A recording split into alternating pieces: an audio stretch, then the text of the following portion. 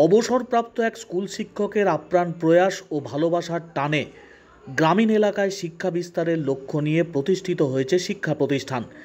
এলাকার জোনা পাঁচেক বেকার যুবক যুবতী শুধুমাত্র স্যারের ভালোবাসার টানে রোজ পঠন পাঠনের সঙ্গে যুক্ত। কোনো পারিশ্রমিক নেই, আদৌ কোনো দিন তাদের সরকারি স্বীকৃতি মিলবে কিনা তাও জানেন না, তবু প্রয়াস জারি রেখেছেন তারা গ্রামীণ এলাকার শিক্ষা বিস্তারের জন্য।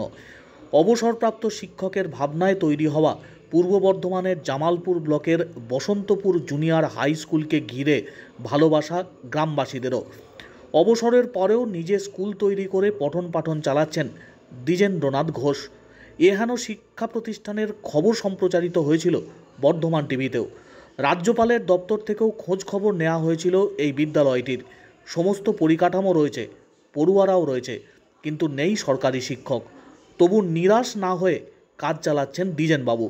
এলাকার 5 জন বেকার যুবক যুবতীকে সাথে নিয়ে এই শিক্ষা প্রতিষ্ঠানের প্রাণ সঞ্চার করে রেখেছেন তিনি। অবসরের পরেও বিভিন্ন সময় স্কুলে আসেন, পড়ান পড়ুয়াদের, অন্যান্যদেরকেও উৎসাহিত করেন। গ্রামবাসীরা তারাও উৎসাহ নিয়ে এগিয়ে এসছেন এই অবসরপ্রাপ্ত শিক্ষকের প্রয়াসে। আজ রাজস্থানের একটি বিশেষ অনুষ্ঠানে সম্বর্ধনা জানানো হলো দ্বিজেন্দ্রনাথ ঘোষকে।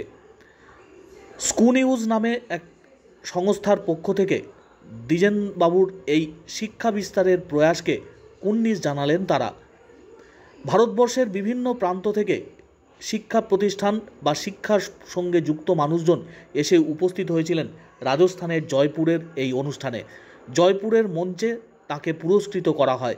স্বাভাবিকভাবেই পূর্ব বর্ধমান জেলার জামালপুর ব্লকের দ্বিজেন্দ্রনাথ ঘোষের এই প্রয়াস আরও স্বীকৃতি পেল জাতীয় স্তরে। রাজস্থান থেকে টেলিফোনে বর্ধমান টিভিকে কি জানিয়েছেন তিনি, শুনুন।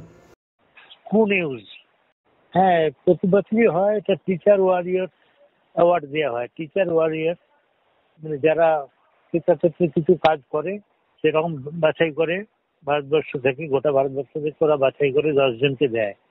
তার মধ্যে এবারে পশ্চিমবাংলা থেকে আমাকে সিলেক্ট করেছে আর কি।